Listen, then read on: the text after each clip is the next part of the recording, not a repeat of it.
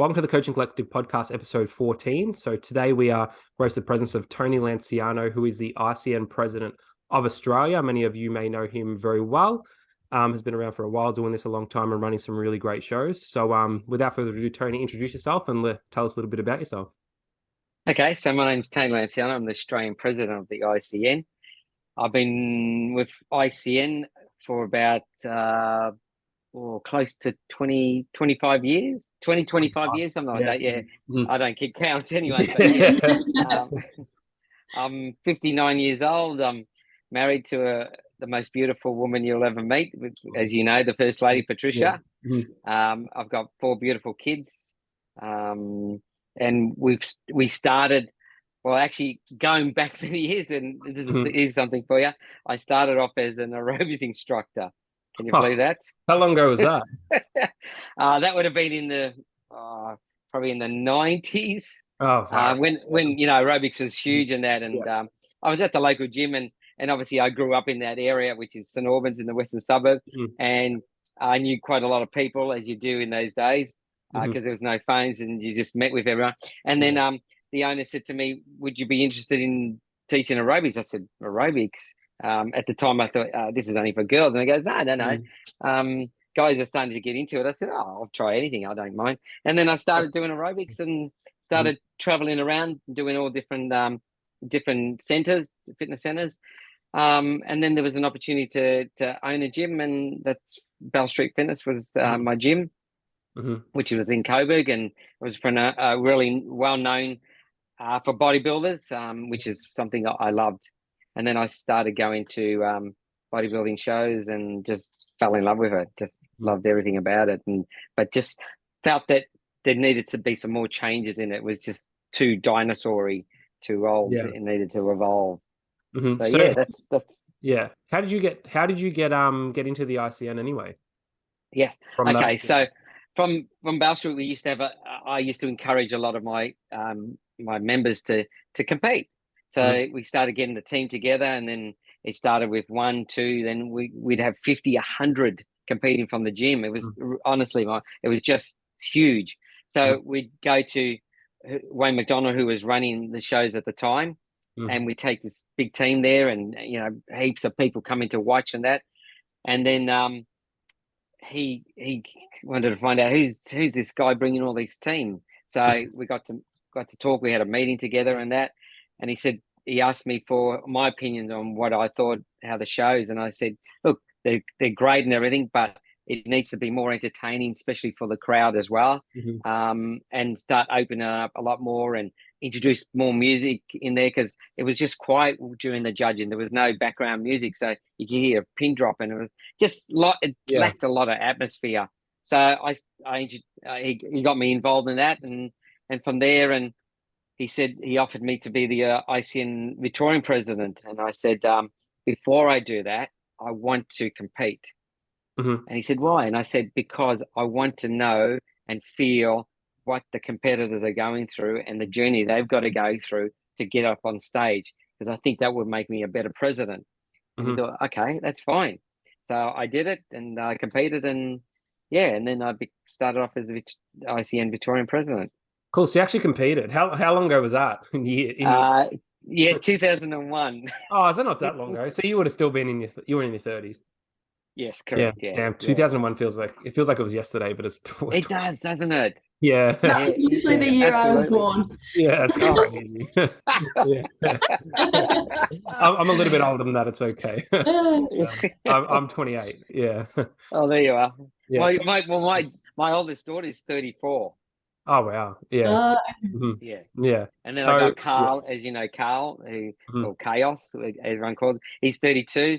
Then I've got a daughter who's 30, who's just had a little our first grandson, 13 months old now. Yeah. And then we've got Orlando, who's 17 years old. Oh, so you got a young one. Yeah, it's a big. Yes, my word. Yeah. Yeah. So, like, obviously, was the main aspect which you took when you sort of got the role at ICN was just making that show more entertaining. Was it sort of similar run back then in terms of, like, I guess, criteria, level of athlete, divisions, categories, etc.?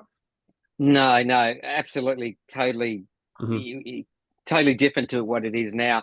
Yeah, you could only do one division. Well, basically there wasn't many divisions anyway. I think it was at the time might have been just novice and basically open, and there might have been sometimes some masters, like age group and that. But you'd be lucky to get 20, 25 competitors, and then you'd have the pre-judging in the morning. No results. You'd have to come back at night to get the results, and it was just the finals. And you do a posing routine. Yeah. The prejudging thing's kind of cool because I don't think many shows do that these days. Besides, your large scale, I guess IFBB shows. Yeah, I'm not sure if they do that anymore either. The Olympia does. I don't know. Probably the Olympia. Other show, but I think now IFBB in Australia definitely don't, but I'm sure there's shows worldwide that probably would. Oh, no doubt. Yeah. But it became very costly for the audience too, because they'd have to pay for paying for two shows. Even though it was still a bit cheaper to come to the pre-judging, but then it also meant that the competitors had to hold out all day. Right to the night time, and then do a posing routine. One, they'd have to pay probably a DJ if they couldn't do their own music, and then get someone to teach them to do a posing routine as well. And what the problem was is that it was starting to get really boring, because what happened is no one started to put any effort into it. So they just do music and just do the compulsory poses to it. But once you've seen 10, 11, 12, you could see the audience really dropping off, and then our numbers started to grow, and we cut out the posing routines, and our numbers just skyrocketed because they didn't have that pressure of learning the posing routine. Because that is because I've competed in IFBB. I find the posing routines the most stressful part of probably the whole 100%. And everyone's doing similar I love it, don't get me wrong, I do, but you do find everyone's doing similar routines because they're sort of going to the same guys to teach them those routines. Because I remember I did my routine, another guy came out after me, I'm watching him, I'm like, that looks like my routine. It turns out we had the same posing coach. So but I guess how creative can you be when you do 100? When did you feel like it evolved the most into what it is sort of today? I'd say, I'm trying to think, the all-female show started, I'm trying to remember how many years the all-female has been going for now. I think 20-something years. So, let me just, I've got it on there. No, can you believe it? I didn't put it on there. It actually started, I could feel a change, that girls were starting to get more into training and that. Because back in my days, girls were always pushed aside and said, no, don't train, you'll look like a man and all that kind of rubbish. You're going to build these big muscles. Well, as you know, even as a guy, we trained that hard to put some muscle on, let alone for a poor girl that's really, really training really hard to get that same muscle. It's just impossible. And these guys were really deterring these girls from competing in that. And I identified, and I said to Patricia, I said, I think we need a show just for the girls. And I think this will either make us or break us. But if it breaks through, I think this is going to really evolve us as a federation, and I think increasing our numbers. So we started the first all-female show, and I think we had maybe 30 girls in there. And then each year just got bigger and bigger. And then we noticed that the other shows started getting more girls in it as well. So the Melbourne, the Vicks, and the Australian. So it started to really evolve, like I said, with the music, create an atmosphere, like a party-like atmosphere, cutting out all the posing routines. And it just started getting bigger and bigger. And then, like I said, in 2019, our numbers for the girls went just crazy. But I found that I was getting canned and bagged by all the others, saying about women and all that. And then I noticed that if they hadn't have followed what we did, they probably wouldn't exist now. Because as you know, females really overtook guys for a long time. I feel like there's more females that do it now than there probably is males in ICN at least. Yeah. Oh, no doubt. And look, Tony Doherty and I talk all the time of that, and even in the IFBB, they noticed the change, and they had to change as well for that reason. Yeah. Yeah.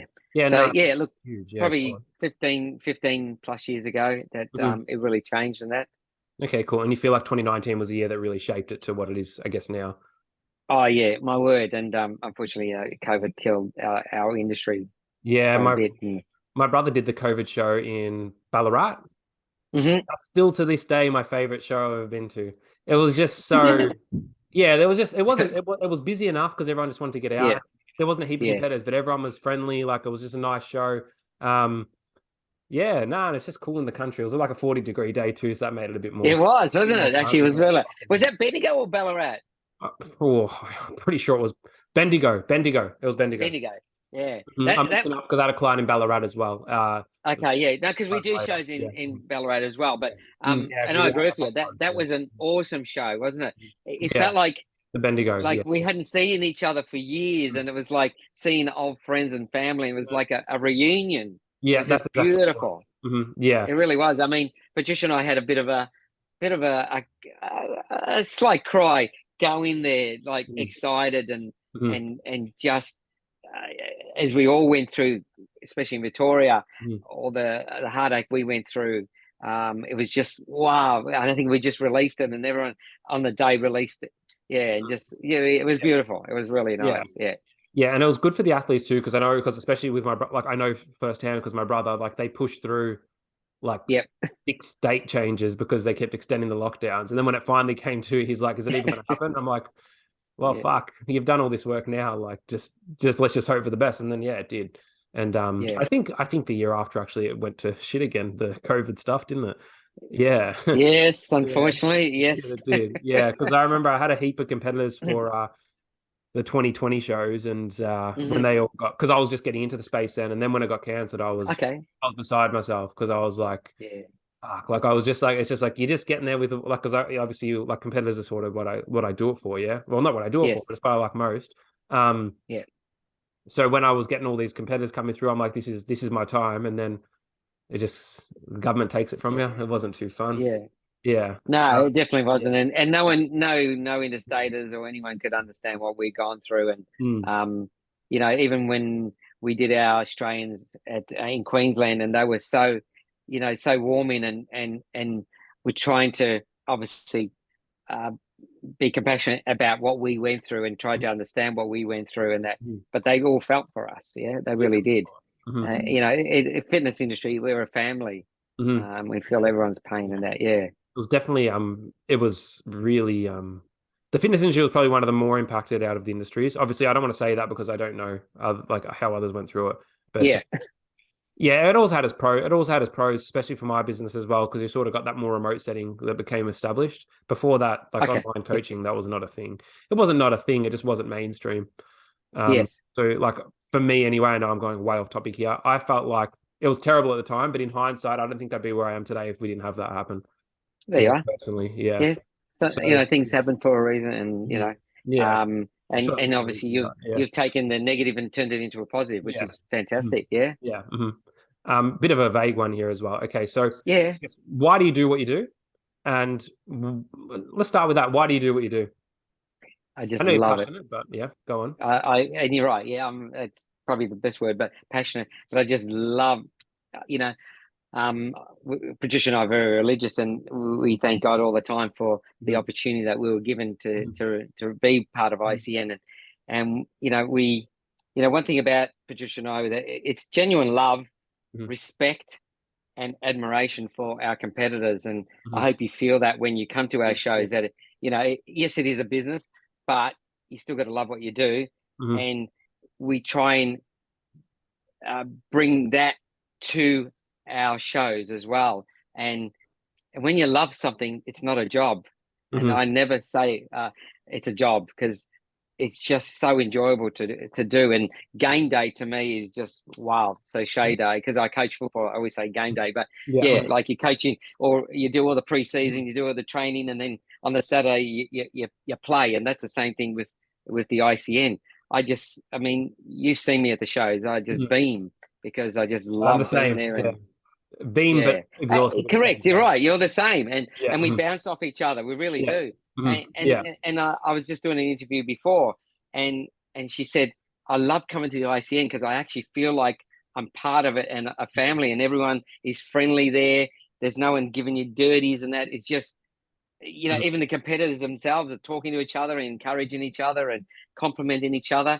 And I think that comes from the top and works its way around. And I think if you create that, we talk about experience and the ICN experience and that's so important to us.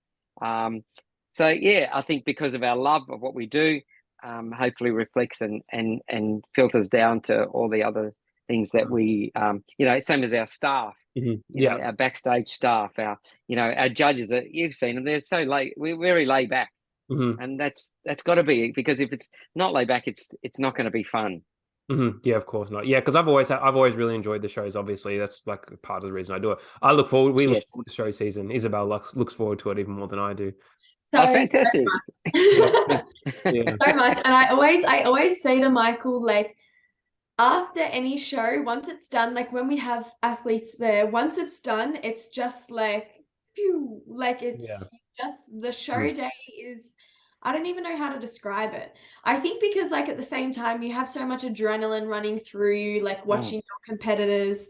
And then once it's sort of over, and then you sort of feel what the athletes go through as well in regards to like a little bit of the post-show depression, like as they're reversing. It just makes the show days so exciting and just so much fun. Well, that's good, and you know what, your clients will feel that as well. Yeah, feel your passion and your dedication and all the time that you've spent with them. And you're there with part of the journey as well. And something that I'm very proud of. I introduced the trainer award because I wanted a way, how can I thank you guys for bringing firstly the competitor, but also thanking you on stage. And as you know, we're probably the only federation that allows a trainer to come up on stage and capture that moment. I always talk about capturing that moment right there and then, not later on backstage or at home or at the studio. You capture right on stage and getting that reward with your client there and sharing that special moment as a win. No, because I definitely, that's the highlight of the day, getting up there. I've been lucky the last couple of seasons, so I've had my shows there. Unfortunately, I haven't gotten up there. I'm like, fuck. It's bad because my first competitor was like a clean sweep. This was years ago. I'm talking like 5 years ago. So I got that taste at the start, and then since then it's a bit like Rocky, you'll have a good one, you'll have a bad one. But you got to take the good and the bad, and that's one thing I like about you guys, is that you do take the good and the bad, and that's going to happen, we're not always going to agree with the judges, and you see me, I'm always side stage because I don't want to be able to have an opinion, and if someone asks me, I can't answer them because I'll say, well, I'm on the side, and if I'm going to start overriding or disagreeing with the judges, well, why have them there? I might as well just sit there myself and just do everything. So I have a lot of faith in my judges, and we reward them, we pay them really well. It's not like anyone that works for us gets paid. It's another thing that we introduced, that everything used to be voluntary. When I worked backstage, I worked as a judge, filling jugs, I did anything. I worked for IFBB, NABA, for all of them. I did every single federation, and it was free. It was voluntary, mate. You didn't even get a bottle of water. So I said, that can't be right. So Patricia and I, we pay all our staff, and we pay them well, and because they've got a hard job and a tough job under pressure, especially the backstage marshals, as you know. You're trying to not just deal with competitors, but there's trainers. Oh, what time am I on? You know what it's like backstage, and they got to handle all that. And then all our judges. Let me talk about our judges.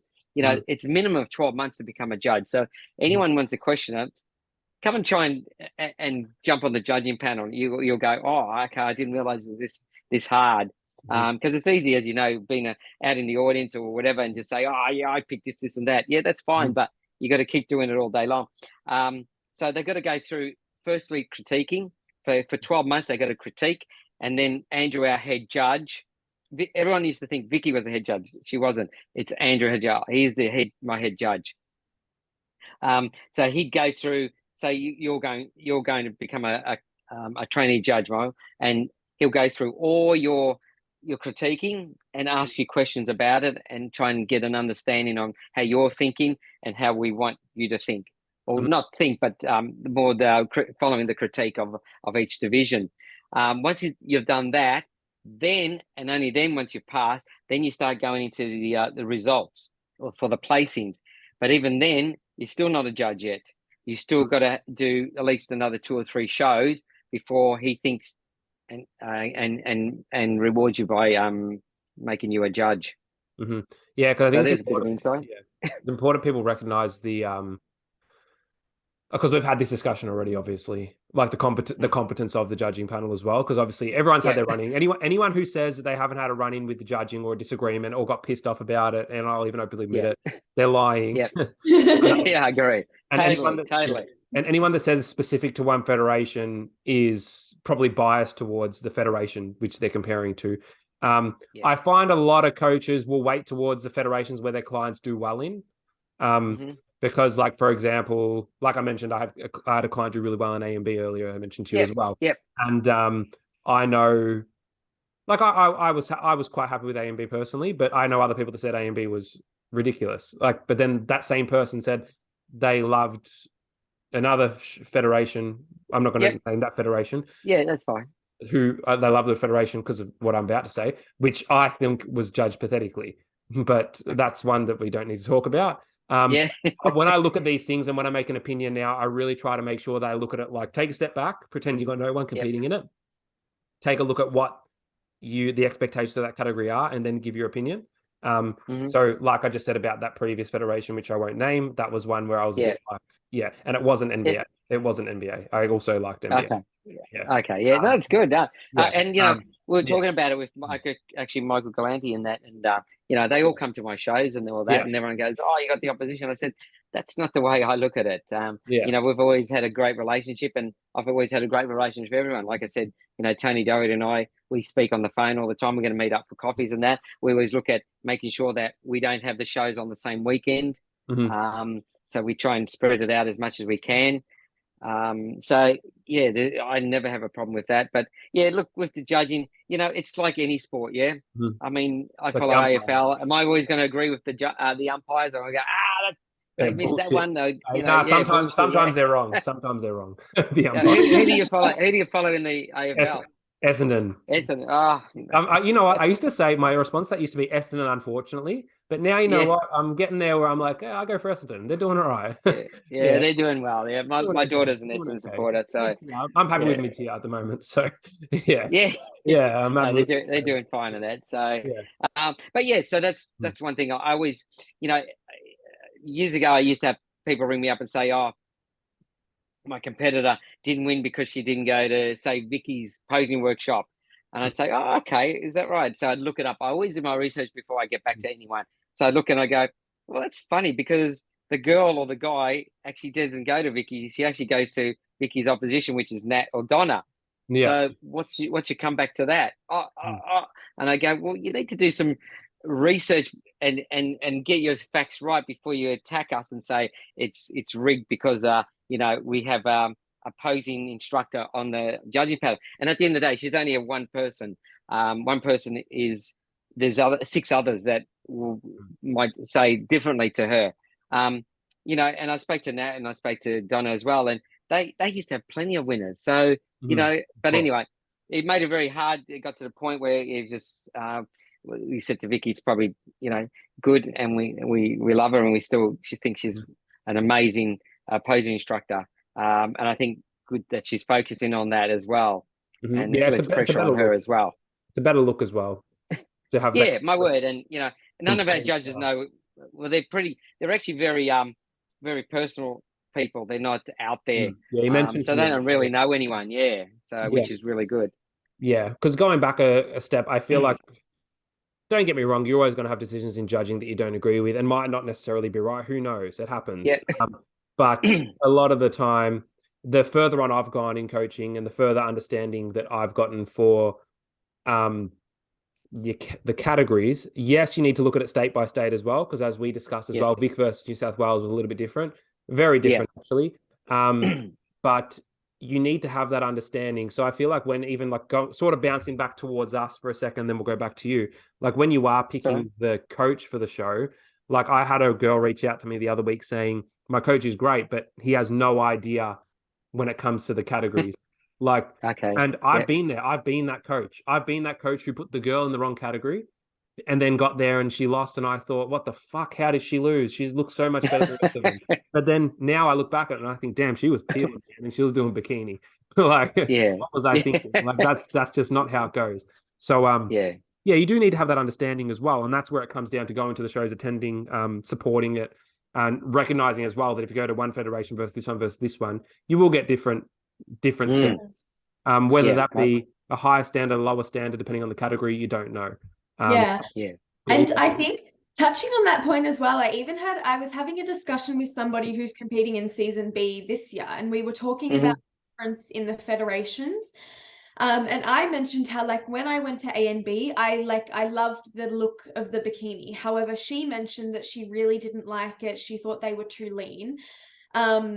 Compared to, say, like the girls who are doing ICN. But I think it's also important to, prior to putting somebody into a competition or prior to you selecting, say, a competition that you're going to go to, acknowledge that between the natural federations, they still do have slightly different criteria and they all have slightly different sort of things that they look for. Like, just because it tweaks out, like, I mean, like 1 week out, you look good for ICN and you match ICN criteria, does not necessarily mean for that same category, you're going to match that in another federation. And like, I've even heard of people say doing like fitness in ICN and then say bikini in a different federation where they do prefer a slightly leaner look. So I think that as well sort of clarifies some of the like gray area where people, like, there's a little bit, do you get what I mean? Like, 100%. Operations. Yeah, that's absolutely fantastic advice, and I do, and I say to girls and guys that are thinking of competing, come to our shows, have a look, and see what we're, get a bit of an idea of what our judges are thinking and what they're looking for, and that. And you're right, different federations look for different things, and even with the criteria is. Not everyone's going to fit into that. So even though sometimes the winner doesn't fit into criteria, but none of the girls do. So what do? We tell the girls, sorry, you need to all come off it because we can't make a decision because none of you fit it.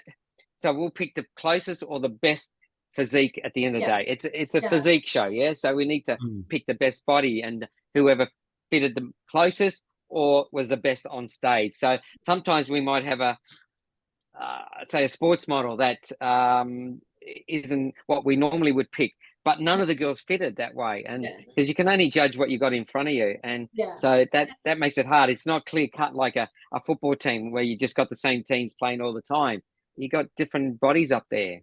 And it's hard, especially like with the social media element of it as well, because like you will see somebody post, like you'll see the federation post who won, and it's easy to say like, oh, they shouldn't have won, but like you don't see exactly who was there. Like, you're not in person, you don't see every single pose, you don't see actual posing and presentation as well. So like you said, it's literally whoever on the day matches criteria the closest, and if they don't match the criteria spot on, then you're just going for like the next best. Correct. And you're right, it's easy to and it's very deceiving. Like I say, a picture paints 1,000 words. Is I've seen guys send me, what happened here, but their guy was flexing and the other guy was relaxed. And then I said, okay, so then I go get a photo of the other guy flexing and his guy relaxed, and I go, well, see, I can change it around as well. So don't give me the photos and try and say, look what happened here. I said, everyone that was there said clearly that guy should have won anyway. So it's, again, your opinion, but you're not trying to get an apple and an apple here. So and again, photos can just be deceiving. Yeah, I agree. And I will just go back to the point where you said, like, sometimes you give it to a winner who wouldn't necessarily be the winner by the typical criteria. That's what you were saying. Yeah, because I've noticed that a couple of times as well, but it's a tough one because the last few that I've seen, I'm not going to reference any, is, you look at the girl who wins and the gap between her and second, I'm talking girls, it's usually in girls. Yeah. Because with guys, pretty clear cut what you kind of need to, guys a bit more clear cut. Like if you're a bodybuilder and you're peeled and you're in shape and you've got the proportions, you're gonna win. Especially the Melbourne, that guy. Were you at the Melbourne as well, Michael? I'm trying to remember. Yeah, I was. Yeah.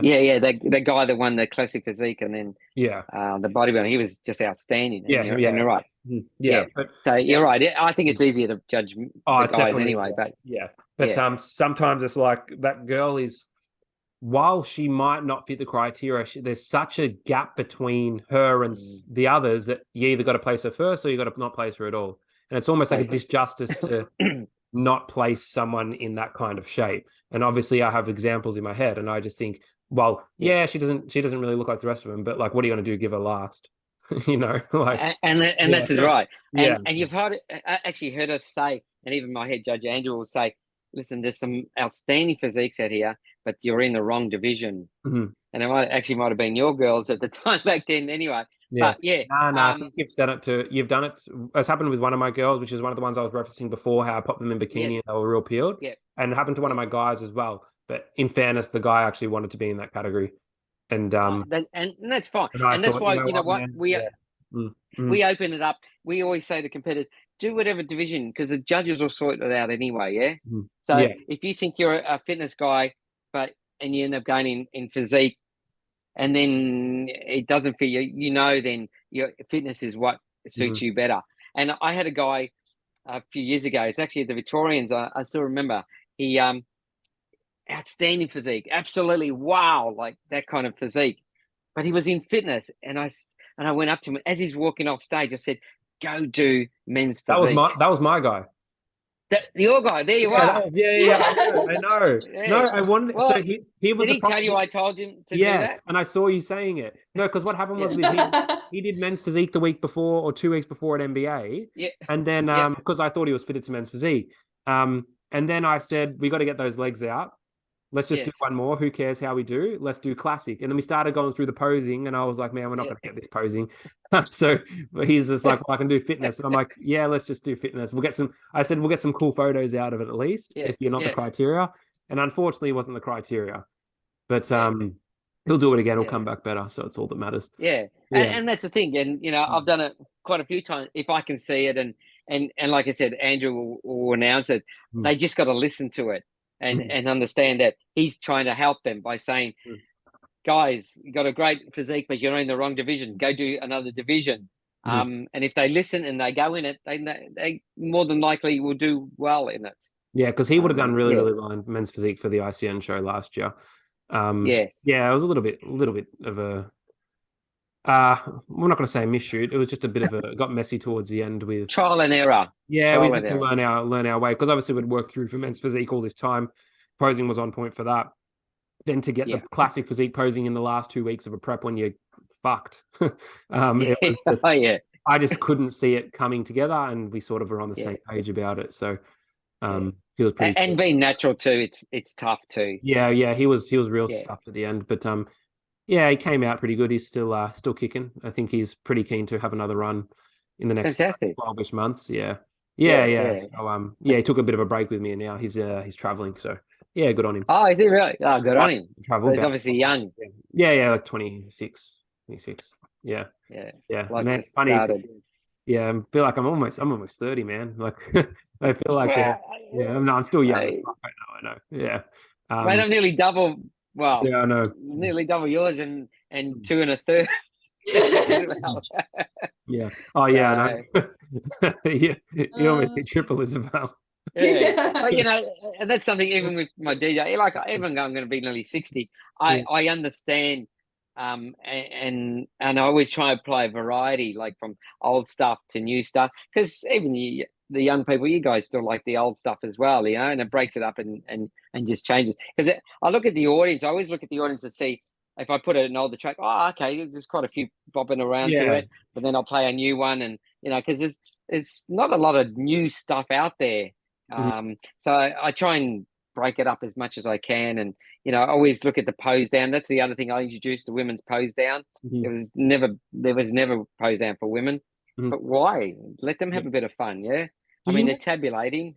Have you never considered bringing back like a routine for like the open bodybuilding or the or the open bikini or anything like that? We just can't because of the amount of competitors we get. You know, Kim from South Australia, our president, he has a division where it's just posing. So anyone on the day can go into that division and do a posing routine. He gets stuff all. Yeah, he doesn't get many at all. Yeah, but then again, it's a bit of a tough one because if they have to pay just to do a posing routine, it's a bit of a like, oh, do I really need to do that? You know? Yeah, but I actually don't know if he charges for that, but yeah, look, they just correct, and you pointed it perfectly. That stressed you the most. Yeah, it does. It does. Yeah, I just feel that's my favorite part of the whole process. Like, I would love that. I would love to do my own posing routine. That's why, in regards to say, like, even with my competitive journey so far, I really enjoyed my NBA competition because I got to do my own eye walk. So like I worked with a posing coach to sort of structure my own little routine. However, then going to the ICN competition and seeing how many girls there were, like we would have finished at 12 a.m. instead of 9:30. So that was a big one. I think we finished at like 11 that night. I know. I got there at like, what time did we get there, Michael? 7. Like 7 in the morning. Yeah, I reckon I do about 3 months a day at those shows. You know, I know. Yeah. And honestly, that VIX was a 2-day show, but all the trainers were on my back about doing it on one day because they didn't want to come back the next day. But I said, do you realize that once we get these numbers and it was growing and growing, I said, your girls are going to be on late at night. Yeah. So, you know, I did, and I thought we ran that pretty well, actually, without even, you know, cutting any time off anyone. And then I thought, okay, well, if you know your girls are going to come on at, you got guys as well, so it's a bit harder for you. But some of the trainers, their girls don't come on until 7. Well, they don't have to get there till 5, 6 o'clock anyway. So they're not staying there all day. Trainers like yourself that have male and female, it's a lot harder. And that's why, as you know, this year with the VIX, we're doing the males on the Saturday and the females on the Sunday, and the same for the Australians, male and female, Saturday and Sunday, just to be able to do that. I like being there, so it's not really a problem for me. It's the big days. I have to mentally prepare myself, like in terms of work and stuff too, because obviously I can't do much there. I was at ICN New South Wales I found like there was no Wi-Fi in the building, so I had to go black spot. So I found like a smoker's room like outside, and I was doing my work out there. I had to do that. I got no choice. Otherwise, So I understand it's difficult, but at the same time, like, shouldn't really complain because these people are investing it in you. I think that's my take. Like, if it's 2 days, 2 days is probably better. You can make it a bit more efficient for yourself. Well, you can, and it's all about the guys on that day and all about the girls the next day. And so if you don't want to, you know, because we, you know, in the old days we used to alternate them.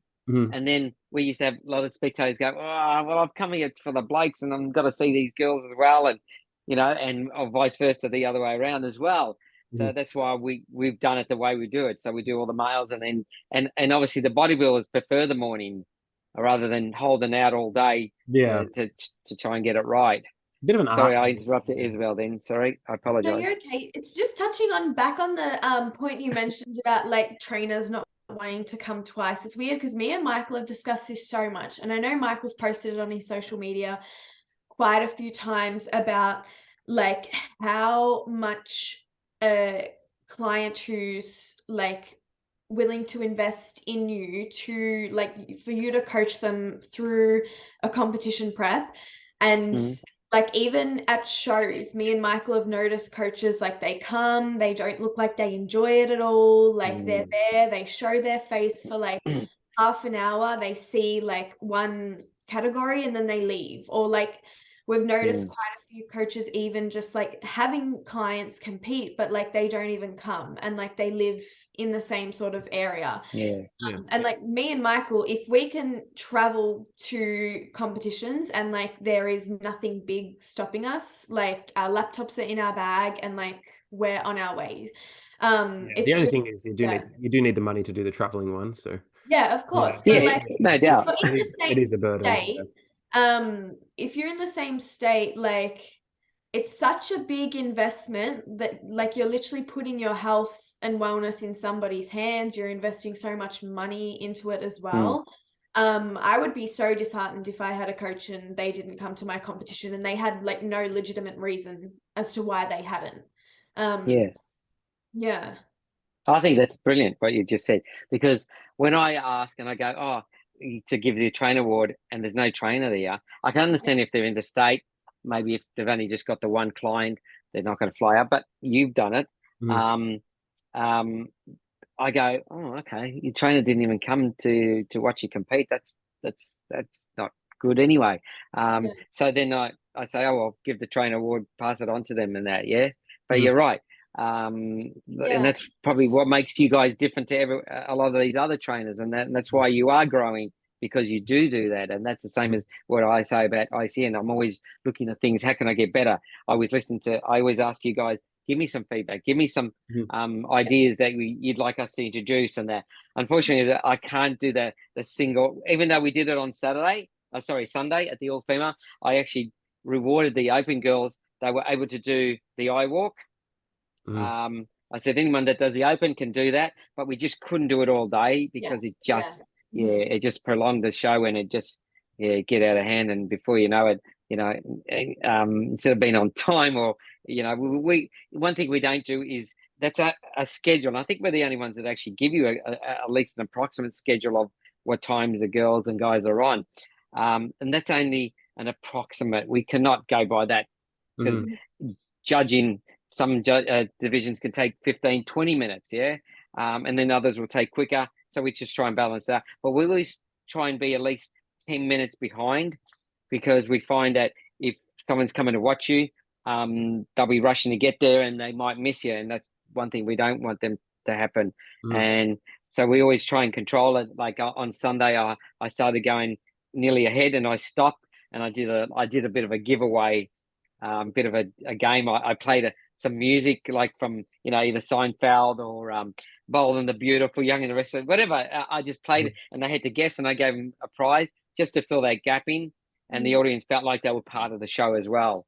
But yeah, it's sad when there's no trainer there to give the trainer award to. And it's weird. I don't know if it's just because I'm a female and I'm a very emotional female. I get so like emotional when I'm at competitions, like watching like Michael's clients or like our clients up on stage, because like it's such a, like you feel so much pride, and like you're just so invested in them. And like generally we see our competitive clients, if they're in the same state, quite a lot, like in person leading up to the show as well. So like we develop such great relationships with them. And even like after the girl who we had at New South Wales, like we all went out for dinner together, and it was like with her husband and her kids, and it was just such a good time. And it makes it so much more enjoyable and so much more worth it. 100%. That's exactly right. And that's fantastic, and that's the good relationship that you guys have with these competitors. And again, going back to, it's like the family. And the thing is, one thing we always pride ourselves is that if we give your clients a great experience, that reflects back on you as well. And the same if it was a bad experience. I had I'm trying to think, it would have been 2019, again going back to 2019. I had some big trainers from some of the other federations that came up and shook my hand and thanked me. And I said, oh, okay, thank what? They go, for giving my clients the best experience they've ever had. We took them to some other shows and they had a really bad experience. They came to your show and just walked out like someone didn't even place, but the way you guys made them feel is reflected back on me that, wow, thank you for taking me to this show. So we understand that as well. That you guys the way I look at you guys, you're partners to us. We're all in a partnership here, and we got to all work well together. Of course, yeah. We have a nice little pipeline of clients doing it too, so that should be season 8 next year should be big. Well, we spoke about the expo. Seasons. Yeah, we did. Has that been announced? Yeah. No, not that actual poster. Oh, okay. Oh, But no, cool. yeah, I just announced that there's the expo come back to Melbourne. Yeah. So I When did you announce that? It was just a banner I put up. Oh, cool. Yeah, it wasn't actually that poster that I sent to you privately. Okay. But that the expo is definitely it's locked in the 13th and 14th of April. Yeah, that was it was like that just before COVID. We had the last expo. That would have been 2019. The Worlds. Last expo. We had the Worlds, which was massive. That was one of the biggest and one of the best shows that I've ever been involved with. Having competitors from all over the world. It was so good. Yeah, and Australia, we've got the best. Honestly, we really have. Yeah, there'll be I don't think there's been a really good fitness expo in a long time. Actually, Sydney had one actually the other week. But we did. Did you go? No. I went the week later. No, we went and it was great. It was so good. Again, that same feeling of everyone seeing each other again, and it was a huge success. And we had the main stage there. Because it was just good to have it. Oh, you grew up in Sydney? No, I grew up with like a lot of the expos. Yeah, so that's where I got the motivation. Like not the motivation, but it was like obviously quite inspiring when you're younger. But the expos used to be so different. Like they were huge. They were. And I just think yeah, like you'd get like I remember the 2013, 14, the I don't know if one of them was the Arnold. I used to go before it was even the Arnold, like the obviously the Arnold Expo with the classic. Oh yeah, the FitX. Yeah. But some of the names that used to come, like I don't think you could even make that happen anymore if you wanted to. No. Well, I remember because my two boys are into UFC and John Jones and Overeem and all that used to come, and that was it was great. But we got to meet Alexander. I'm not into the UFC, but him and Israel, I think it is. One of them anyway. The two kickboxers and that, and they were huge. There was huge. But I remember one of the last expos before COVID in Sydney, and there was Phil Heath, I think, had a booth, and then there was these two guys, and there was a line. Honestly, guys, there was a line nearly out to the front, and I said to Orlando, "Who the hell are these guys?" I didn't even know they were YouTubers. That's crazy. And I go, have a look. We got an IFBB Pro there with the best 20, 30 people, but then we got a huge line for these guys that are just YouTubers. But that's funny. Modern. Yeah, no, what's funny about that is I remember going to expos where, like, I don't know how many of the names you'll remember. Izzy won't know these names. Obviously, you should know Ronnie Coleman. But it was like Ronnie Coleman, Flex Roden, Jeremy Buendia, Sadiq Hadzovic. Oh, yeah. All those guys, right? And obviously, Sadiq, Jeremy, obviously Ronnie and Flex were all like top-level Olympians. And they had lines, 20, 30 people. Christian Guzman and the Hodge twins had like 300 people in line. I couldn't even see the Hodge twins. Like I couldn't even see them from a distance. Get the microscope out, like fucking binoculars. Microscope. Wow. But like, that's right. What else was there as well? But I remember. I don't know if you remember Steve Cook. Steve Cook. Yeah, I do. Of course. Steve Cook. He was like same thing. The line was huge. And I remember I was there, and Nick Cheadle, who's not as popular. He is popular on Instagram. I went up to him. And he's like, "Oh, did you want to go to Steve?" I'm like, "No, man, I want a photo with you." And he's like, "Really?" I'm like, "Yeah." I'm like, he's like, "Oh, come with me." And he took me to the front of the line, and I remember I was like, "Oh, this is the best thing." Wow, see, a good dad. Yeah. That's actually quite a nice story, yeah. Yeah. Because he wasn't as popular, but you wanted to, and that's why I say the same with on stage. You don't know who you inspire. Like I'll go to a show and go, "Wow, the top 5 were amazing," but you know what? This guy that didn't even place, he's the physique that I'd like. That's the one that suits me and I like. And the same as what you just did then. You went to this guy that not many people really knew or liked, but look what happened. Yeah, because he was big. Yeah, go on. That's sort of like after we were in Sydney for Marion's show at Nationals. Although she didn't place as well as we wanted to, she was actually in the bathroom and some lady came up to her and was like complimenting her, and like Marion was helping her like do her dress up or something like that. And then about a week later, Michael received a message on Instagram, and the girl who was talking to Marion actually inquired for coaching and was going on about like how much he loved her how much she loved her physique and everything like that. It was so cute. Yeah. So yeah, Really that's Yeah. crazy. That's great. Yeah, because when she contacted me, I was sort of like, "Have you got a mistake?" And she's like, "No, no, no, it's definitely her." And then I messaged Marion. Marion's like, "Yeah, that sounds right." And I'm like, "Fucking hell, small world." Like, lives in Coffs Harbour too, so she's quite far from where we are. Yeah, but yeah, you never really know.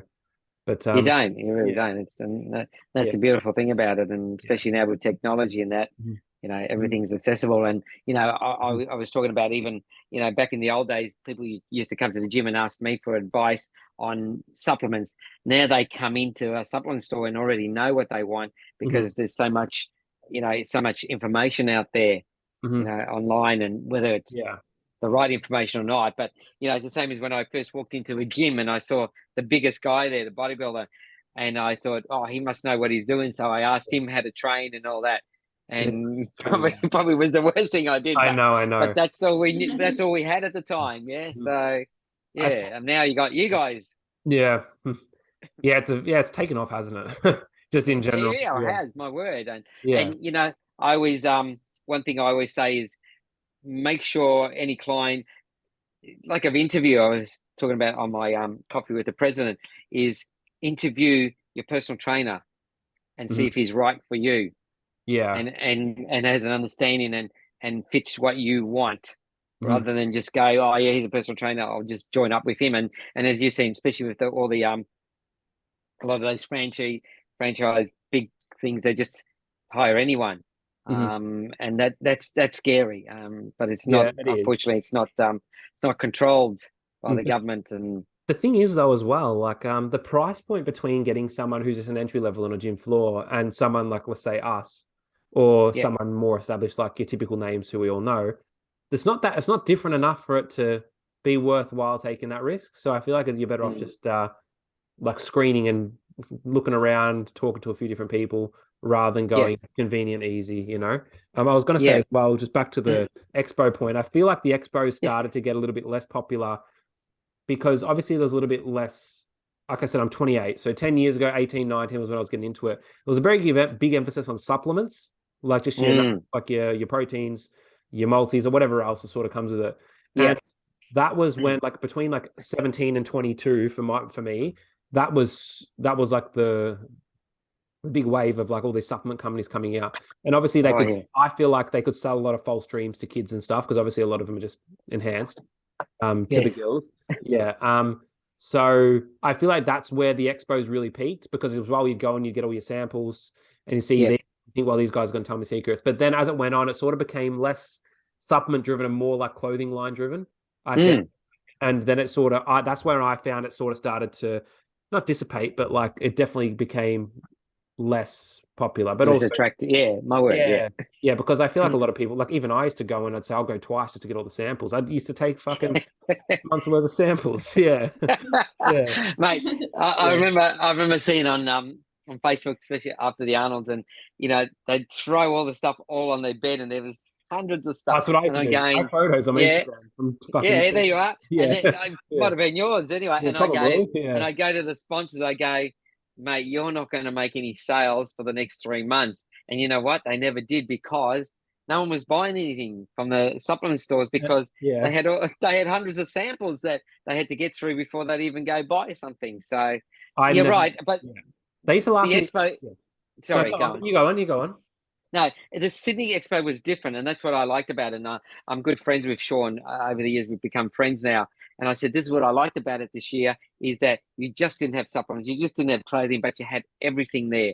It was a bit of quite a big variety. Plus, they had, I loved it. There was like these street guys on doing muscle ups, but then doing flips, and it was more like that street performer sort of thing.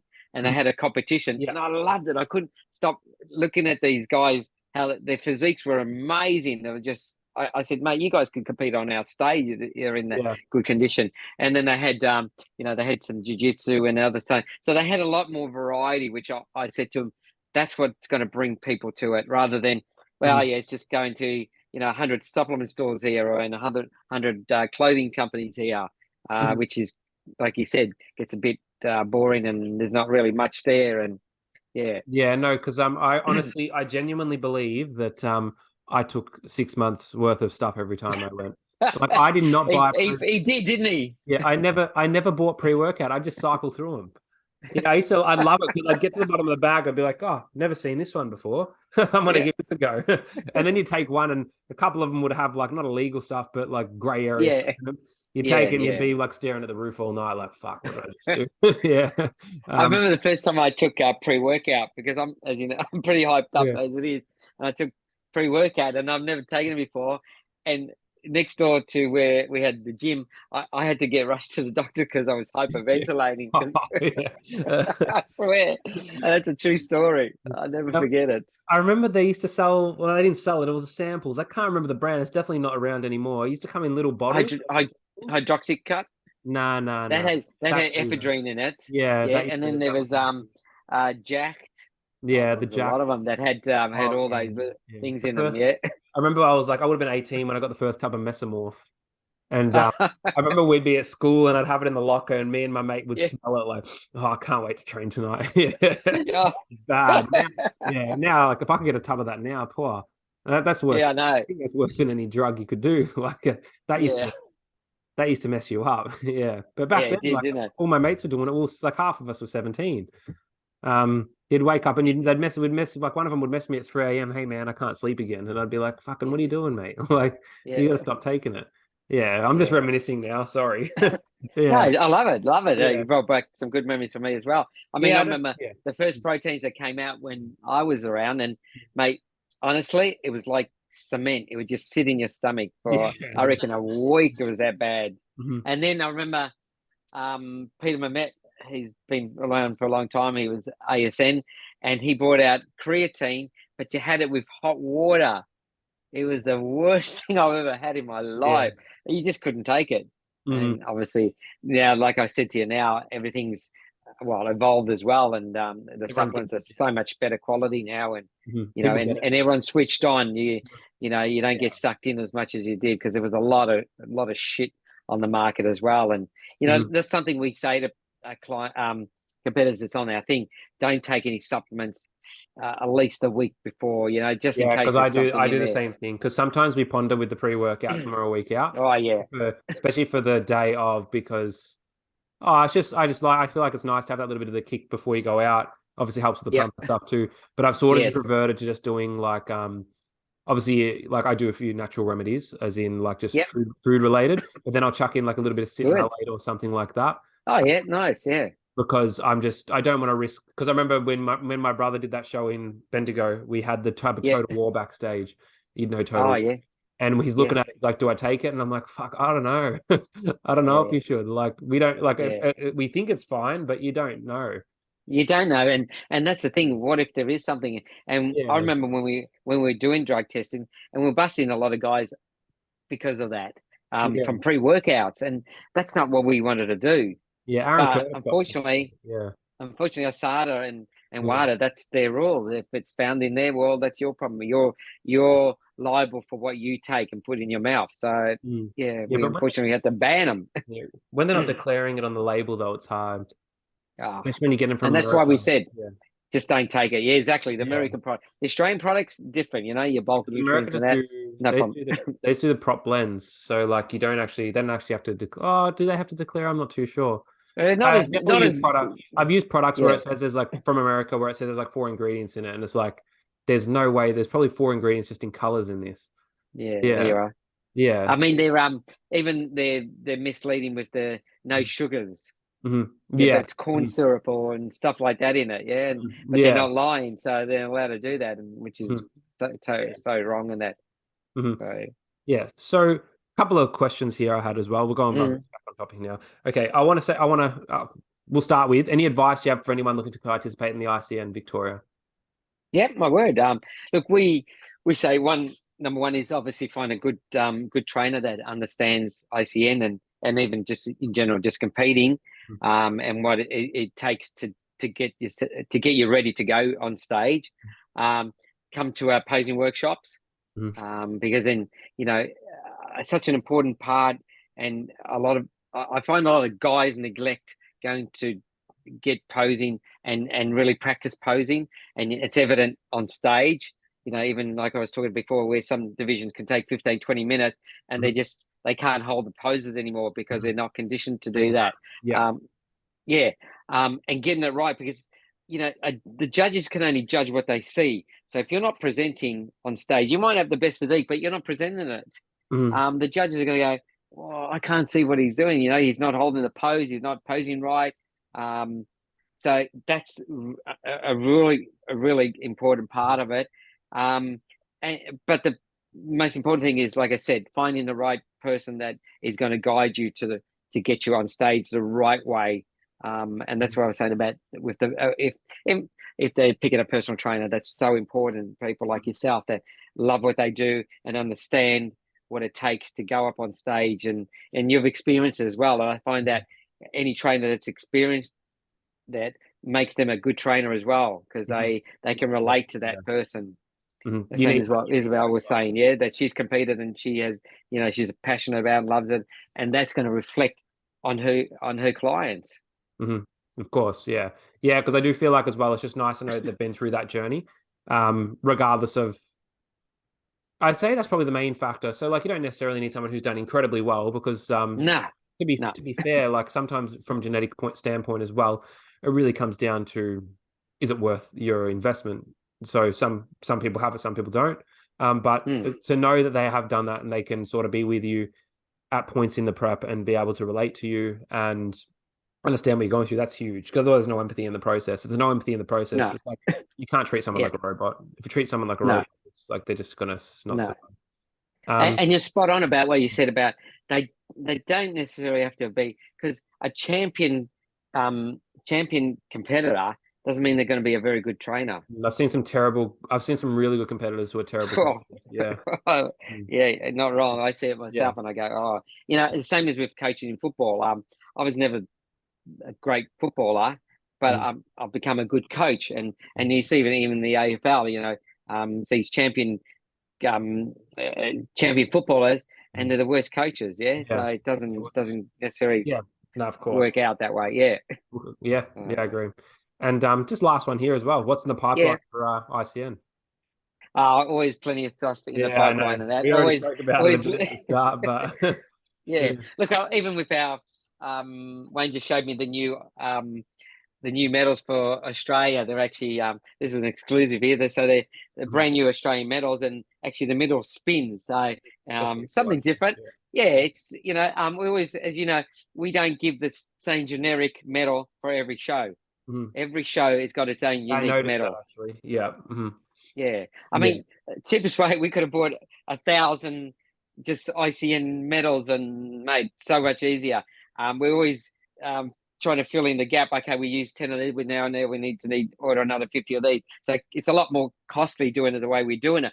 But we wanted to be unique, and I'm always looking at things. How can I keep and I don't want to sound like arrogance, because I'm far from that, but how do you stay at the top if you're just think you're there and you don't do anything new or bring anything new? So I'm always looking at ways on how I can keep separating myself as ICN, separating ourselves with that. The trainer awards are the gifts we give. One thing we're very proud of is that we don't take any money from sponsors. We get goods from sponsors to give back to the competitors. Even with the pros, we're one of the first to give money in the natural federations I'm talking about. What else am I? Oh, mate, honestly, I've got so much that I can't reveal yet. But, I know. Yeah, look, honestly, Isabel, we're always looking at stuff. How can we get better, and what can we give back? That's the most important thing, is to Patricia and I, is what can we give back to the competitors to, other than experience. I can't control the placings, but we will do everything else to make them feel a part of us and enjoy it, walk out and go, wow. Because I always ask Patricia after the show, what was the feedback? Anyone not enjoy it or had? No, she goes, no, everyone loved it. They had fun. They're walking out, they're smiling. Even the ones that didn't place, they're walking out with goodies and no, because obviously, you Admittedly, yeah, usually it is a good experience, so it's always nice. Yeah. Yeah, my word. Yeah, yeah, because I've always had a good experience. So yeah. Thank you. Yeah, and we Yeah. appreciate the feedback as well. Yeah. And the other thing is with the pros and that, we don't want to give out. We don't want to throw out pro cards. We want you to we want their competitors to respect and understand how hard it was to get to that point, rather than just giving it out at every show, and every winner at every show gets one, and that just defeats what that card represents. And at ICN, the nationals, all the Australians, or any world championships, and that is the only place you can earn your pro card, and that to us values the card, and also puts value on the competitor that actually had to work hard to earn that pro card. Yeah, because I also agree with that too, because I feel like if you do have to work hard for the pro card, you have to win. It's earned. You feel like you've won, Yes. you've deserved it. Yeah. So yeah, it's not given, it's earned. Yeah. So I do like that, because obviously with IFBB, I feel like IFBB is almost too tight, because there's 7 per season. I feel bad for some of the guys, because I know they've been trying to get them for years. It's just like one guy rocks up and millimeter better than you on the day, and you don't get it, and you look at this guy and you're like, fuck, you deserve it, man. But honestly, I love the IFBB shows. Yeah, I really do. I'm passionate bodybuilder fan. Yeah, so yeah. I missed the VIX this year because I got stuck on a plane to fucking Perth. So I cancelled my flight like an hour before it. I was so upset. They made them upgrade me. They upgraded me to Qantas, and that was that's all right. Nice, and they gave me free Wi-Fi. But you'll be able to go to, and that's the thing with Tony and I. We that we've got our VIX, then he's got his show, and then we've got the Australian. So we worked that really well. Unfortunately, our Australians and his Australians are, but he's in Queensland and we're in Melbourne. We couldn't, unfortunately. Also, venue availability dictates as well. But as you know, we put our dates out really as early as we can. I nearly got all my dates even for season A next year already set. But I'm just waiting for this new venue to before we can announce it and that. But yeah, and that's important for you guys as well. That way we're not clashing, and you're not going from one. It is, of course. Because this year, I got both. They can't. I got lucky this year, and I get lucky for season B because I got a couple in Queensland, but that's like the 1st of October. Okay. That's IFBB. Yep. So you'll miss our Southern Cross. You'll miss the Ballarat show. Yeah. Izzy will still be. No, you won't. You'll be with me. James, my brother, will be around. Beautiful. I'm stumped for season A next year. I'm glad that you said that you sort of coordinate with IFBB in regards to having like ICN on one weekend and IFBB on the others, because I'll be competing IFBB season A next year, but then I also have competitors doing ICN season A as well. So that, alongside sort of managing Michael's female competitors, like, not that I manage them, but like stage mom sort of help them with their posing. She's my assistant. Yeah. So it's nice to sort of like not be stressed about everything being on the my word. I totally agree, and that's why Tony and I have got that great relationship where we can just talk about it and try and best we can, that we're not crossing over each other and that. And it's never actually, you know what, it's never happened. I don't think so either. Thanks for jumping on with us, man. We really appreciate it. No, I loved it. Absolutely. Yeah, me too. I could have reminisced like that for hours, but that's okay. But poor Isabel will be going, boring. Guys. Yeah, I shouldn't even. She was too young for all that stuff. But no, it's great, and I honestly, I thoroughly enjoyed it, and I'd love to come on again another time. Maybe even before season B, or after all the shows are done. That would be good too, to just talk about the whole season. The other thing I was going to say is, don't forget, we got Bali as well. I saw that. You're working hard. You guys need a holiday, mate. Yeah, I know. A holiday. So how is that?